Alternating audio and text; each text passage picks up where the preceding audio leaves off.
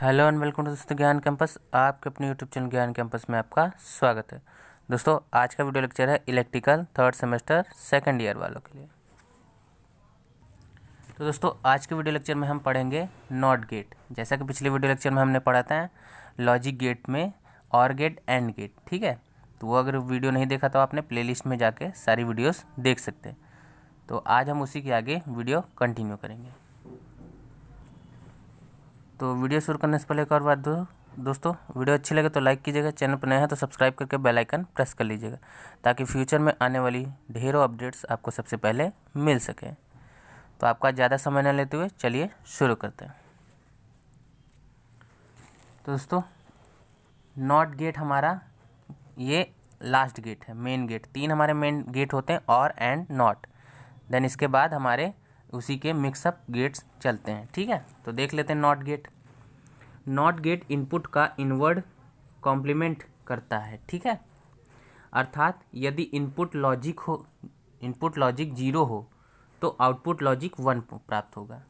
यहाँ पे ध्यान से समझने वाली बात यह है कि अगर हम इनपुट 0 दे रहे हैं तो हमें 1 मिलेगा, ठीक है। अभी हम फिगर के जरिए इसको और अच्छे से समझेंगे, ठीक। तथा यदि इनपुट हम लॉजिक 1 हो तो आउटपुट हमें 0 मिलेगा, ठीक है। एग्जाम्पल के लिए हम ले सकते हैं ए के कॉम्प्लीमेंट को ए बार द्वारा व्यक्त किया जाता है। ए बार क्यों? क्योंकि बार को डिफरेंस दिखाया गया है अलग तरीके से, ठीक है। ये डेफिनेशन आपको रटनी नहीं है, बस समझ लीजिए। इससे आप अपनी लैंग्वेज में 2 लाइन लिख सकते हैं। वहाँ वैसे भी एग्जाम में डेफिनेशन लिखने को नहीं आता, बस आपको गेट्स बनाने होते हैं। तो दोस्तों जैसा कि आप देख पा रहे हैं यहाँ पे सिंबल एंड गेट का बना हुआ है। ये एंड गेट का सिंबल होता है। यहाँ आगे छोटा सा ये बना होता है, और आगे ये आपका एक इनपुट होता है, एक आउटपुट होता है, ठीक। तो अगर ए हम इनपुट देंगे तो हमें ए बार आउटपुट मिलेगा, ठीक। अगर ए बार देते हैं तो ए मिलेगा, ठीक। आप ए बार को ऐसे भी लिख सकते हैं। अगर ए बार इधर ऐसे भी लिखा है तब भी सही है, अगर ऐसे लिखा है तो भी सही है, ठीक है। तो पेपर में ज़्यादातर यही वाला बार लिख के आता है, तो आप कंफ्यूज मत होइएगा। अब इसका ट्रुथ टेबल देख लेते हैं कैसे बनता है। तो दोस्तों ट्रुथ टेबल में इनपुट आउटपुट, इसमें देखिए 2 ही इनपुट होते हैं, एक 0 होगा एक 1 होगा, बस। तो अगर हम 0 इनपुट देंगे तो हमें 1 मिलेगा, जैसा कि हमने डेफिनेशन में देखा भी था। अगर 1 इनपुट देते हैं तो 0 आउटपुट मिलेगा, ठीक। तो इस तरह ट्रुथ टेबल बना लेंगे। आगे बढ़ते हैं। Electrical equivalent circuit of not gate, ठीक है, ये इंपॉर्टेंट होता है। तो ये इसका इलेक्ट्रिकल इक्विवेलेंट सर्किट है, यानी वैद्युत तुल्यांक, ठीक, परिपथ है।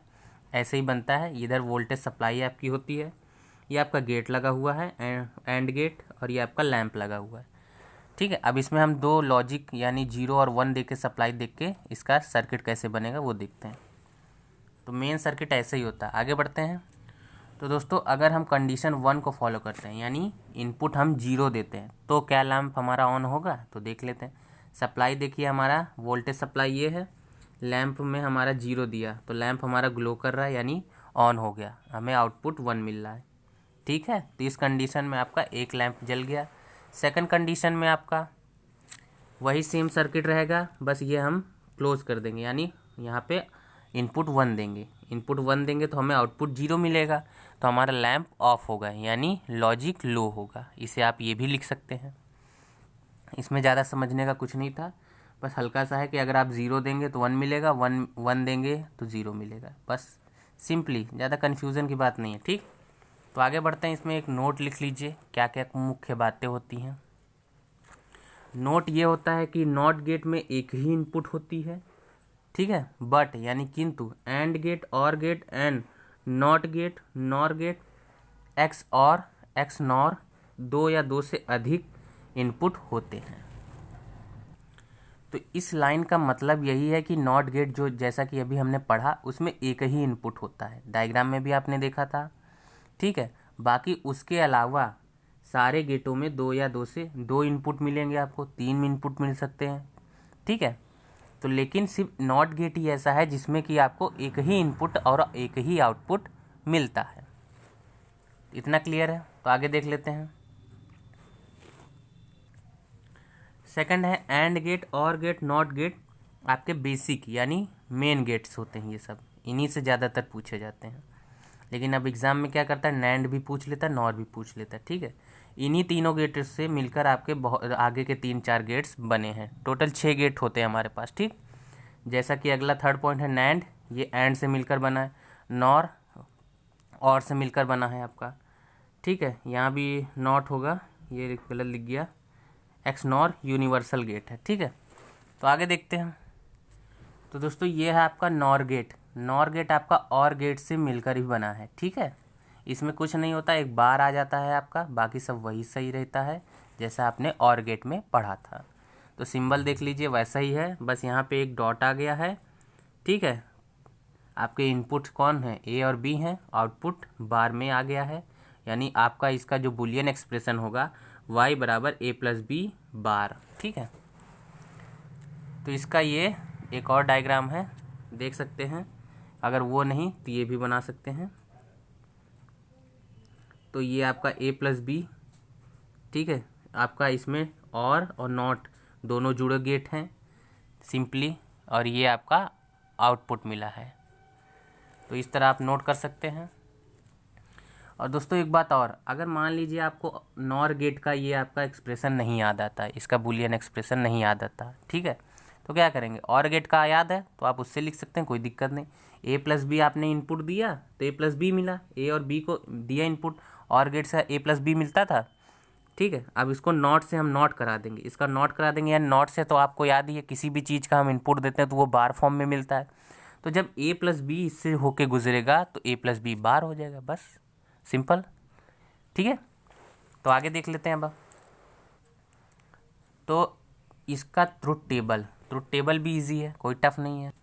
इसको सिंपल और आसान वे में देखिए, कुछ भी ज़्यादा टफ नहीं होता दोस्तों, बस समझने की ज़रूरत है।